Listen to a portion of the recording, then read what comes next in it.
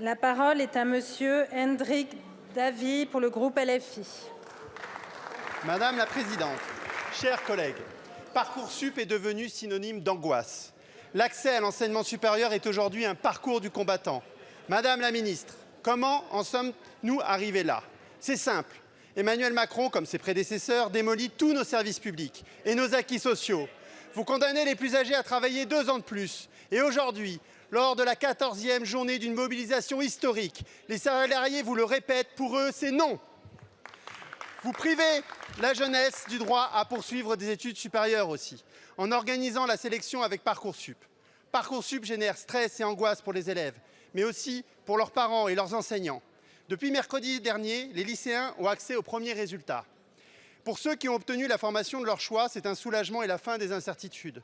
Mais pour les autres, ils devront attendre plusieurs mois avant une réponse définitive et l'angoisse s'intensifie de jour en jour. Certains quittent donc la plateforme, renonçant à trouver une place dans le public et s'inscrivent dans des formations privées à la qualité, vous le savez, Madame la Ministre, parfois douteuse. Au final, l'an dernier, plus de 100 000 jeunes sont donc restés sur le carreau à l'issue de Parcoursup. Ce sont souvent les élèves des milieux les moins favorisés qui font les frais de cette sélection. On empêche certains des étudiants de poursuivre leurs études, on casse le service public et on favorise des écoles privées dont les effectifs ont augmenté de 10% en un an. C'est un contresens historique. Nous avons besoin de qualifications dans tous les domaines pour faire face aux immenses enjeux sociaux et écologiques. Le savoir critique enseigné à l'université est essentiel aussi pour l'émancipation des citoyens et pour la démocratie. Au lieu de mettre tout le monde en compétition, il serait beaucoup plus efficace de refonder un vrai service public de l'orientation et de redonner des moyens à l'université pour accueillir tous les étudiants. La seule façon de rassurer vraiment notre jeunesse, c'est de garantir une place pour chaque bachelier dans le domaine de son choix et des conditions dignes pour poursuivre les études. Ma question est simple. Quand l'université bénéficiera-t-elle de la grande loi dont elle a tant besoin? Il faut une garantie d'autonomie, des repas gratuits, des logements pour les étudiants, recruter des enseignants et bâtir des universités. Qu'attendons-nous? Merci beaucoup. La parole est à madame Sylvie Retailleau, ministre déléguée chargée de l'enseignement supérieur et de la recherche. Merci Madame la Présidente, Messieurs et Mesdames les députés, Monsieur le député Davy.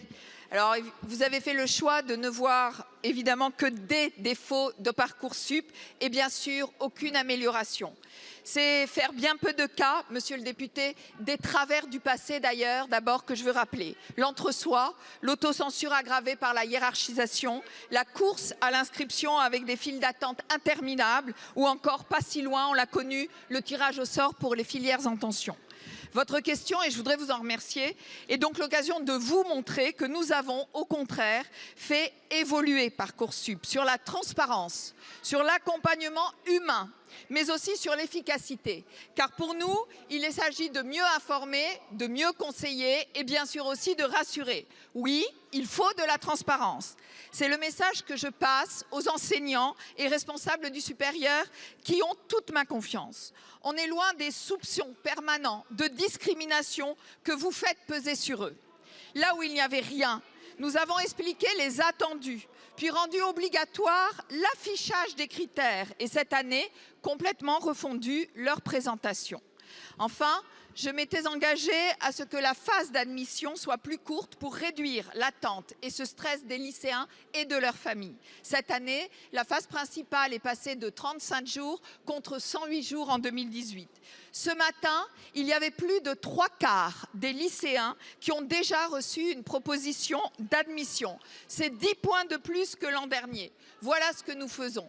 Je voudrais finir par vous dire qu'à côté de votre posture, souvent de dénigrement systématique, à côté des soupçons de pratiques discriminantes que vous faites peser sur les enseignants qui font partie des commissions des vœux, eh bien nous travaillons à améliorer justement les pratiques de Parcoursup pour justement, c'est la seule solution pour réduire le stress des élèves et des parents plutôt que les discours. Merci. Merci beaucoup, Madame la Ministre.